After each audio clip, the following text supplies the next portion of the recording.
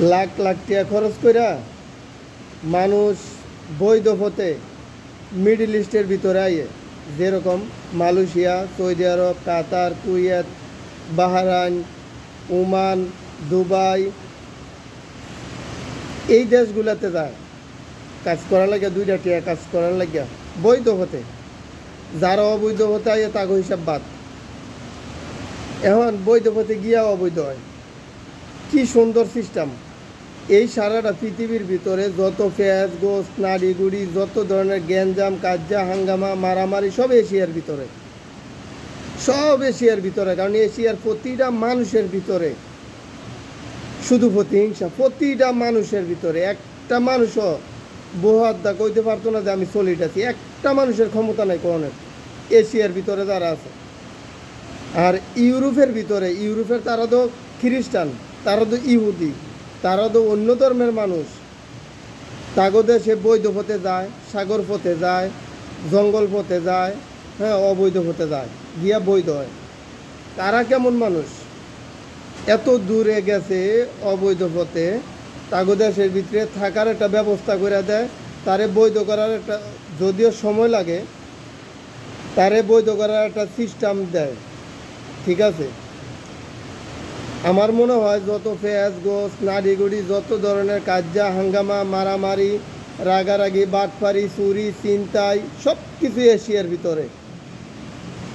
এশিয়ার মানুষের ভিতরে মনুষ্যত্ব, মনুষ্যত্ব বলতে কোনো কিছু নাই। কাজ করে কাজের টেয়া দেয় না, হ্যাঁ, ওই টেয়া হাওলাত নিয়ে টেয়া চাইতে গেলে মারামারি কাজ্জা রাগারাগি হয়। মানে নানান সমস্যা হয়েছে এশিয়ার। ইউরোপের ভিতরে কিন্তু এতটা সমস্যা নাই।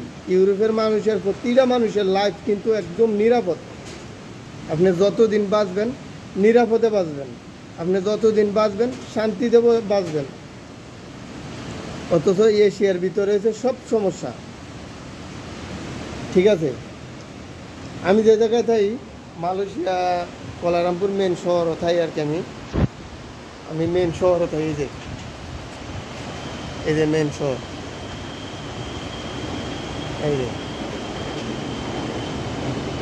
এই যে মেট্রো রেল যায়।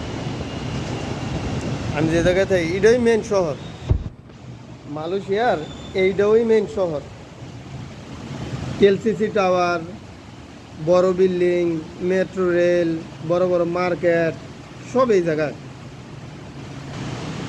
কিন্তু আর কিছু কয়ে লাভ নাই। মানে আমি মালয়েশিয়ার বিরুদ্ধে কিছু কইতে চাই না, কারণ তাগোদর দোষ নাই। দোষ হচ্ছে যত দোষ নন্দগোষ, সব দোষ বাঙালির দোষ। কারণ বাঙালির লোভটা অনেক বেশি। বিশেষ করে বাঙালির লোভ জিনিসটা অনেক বেশি।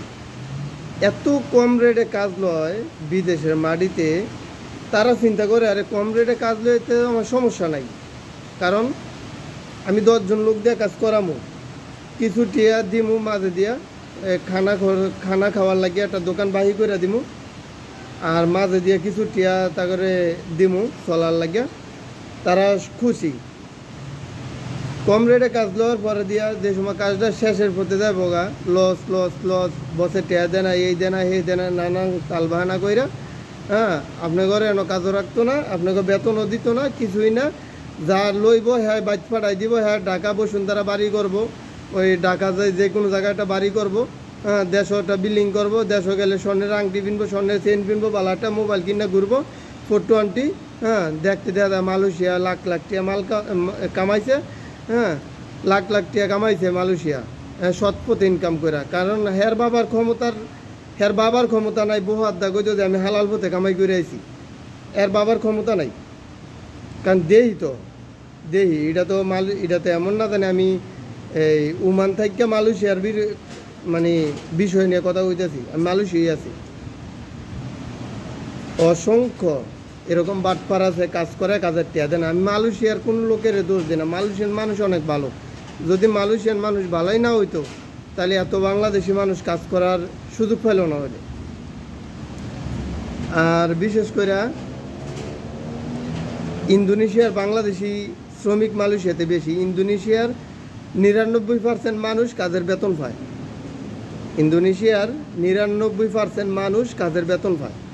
শুধুমাত্র বাংলাদেশি যারা আছি আমরা, তারা 25% কাজের বেতন পায়, আর বাকি 75% পায় না। এটা আমি একটা লিখিত করে দিলাম।